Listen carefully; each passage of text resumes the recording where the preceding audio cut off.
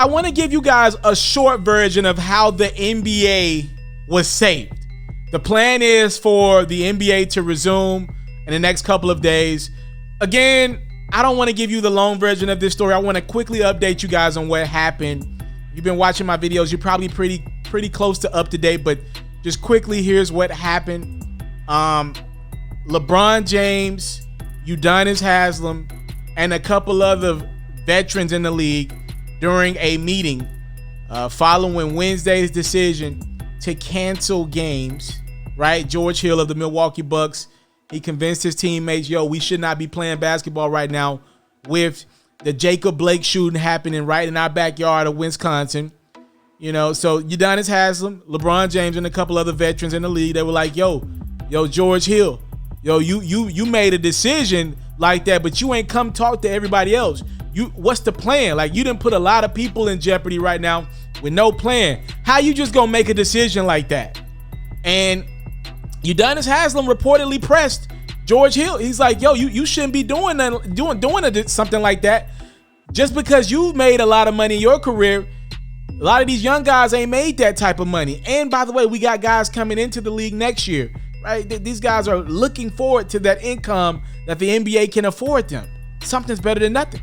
Did you know this? I went and did some research on George Hill's career earnings. Did you know as of this moment, George Hill has made a career earnings of around $94 million? He is a very paid role player. All right, so yeah, I'm sure it's easy for him to say, nah, we going home. But other guys ain't made $94 million, and that's what Udonis Haslem was calling George Hill out about. He's like, yo, you leading the charge to cancel the NBA season, though ain't good-hearted, right? Though ain't, you I believe George Hill is on the right side of history, be clear. But to make a decision like that without the players knowing, I don't think George Hill should be making a decision of that magnitude. So Udonis Haslem, after he called out George Hill, he asked LeBron straight up, you playing or not? LeBron said, we out. LeBron gets frustrated. Apparently, there's a lot of frustration brewing between guys. Andre Iguodala, the VP of the Players Association, Chris Paul, the president of the Players Association, they round everybody up. Thursday, they get on the phone.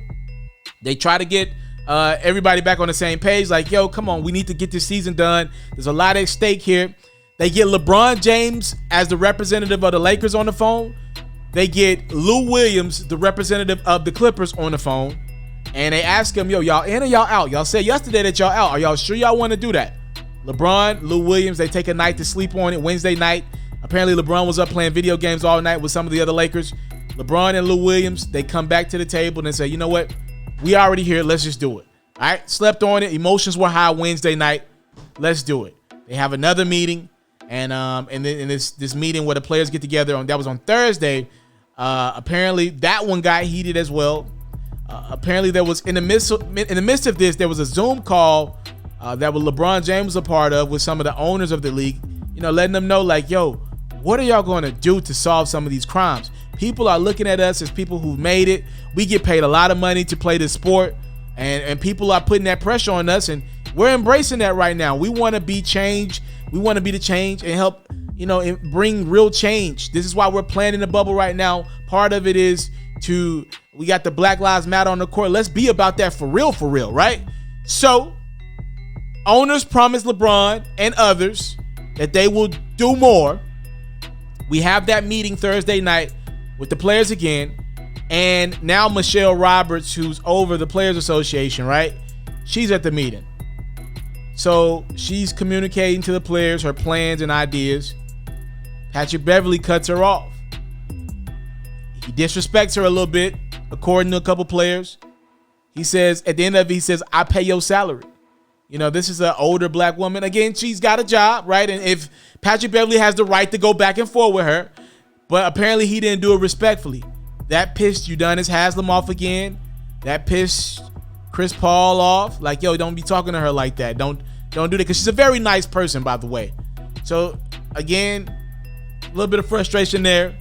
But all in all, we get back full circle to, okay, the agreement is we want to play basketball. But be clear, if not for Chris Paul, if not for Andre Iguodala, Udonis Haslem, this thing was done. All right, like this thing was done. The biggest player in your league was out. Now, I don't know if LeBron was bluffing or not. I believe he genuinely was frustrated at George Hill. Not frustrated that George Hill decided to boycott, but the way he did it, right? The way he convinced his guys to do it, the timing of it, not even telling the Orlando Magic, let alone everybody else in the league, right?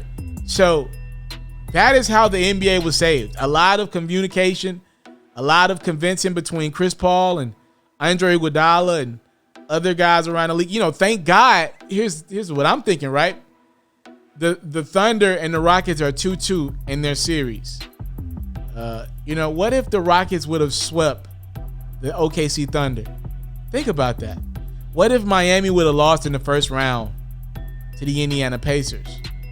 Think about that. What I mean by that is, who would have led the charge if Chris Paul was already out of the bubble? Would he have been expected to come back to the bubble? Do I really believe a guy who's got kids, who ain't seen his kids over a month and a half, do I believe he would have came back to the bubble?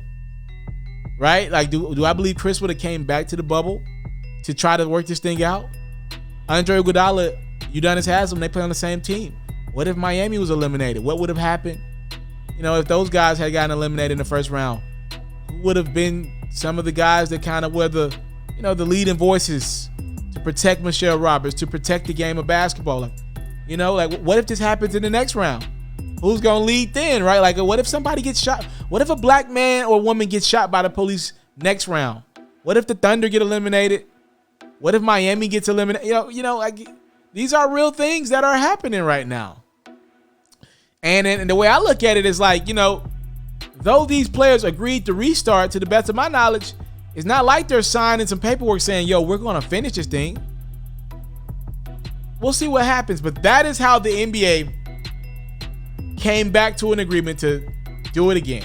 That's where we're at right now.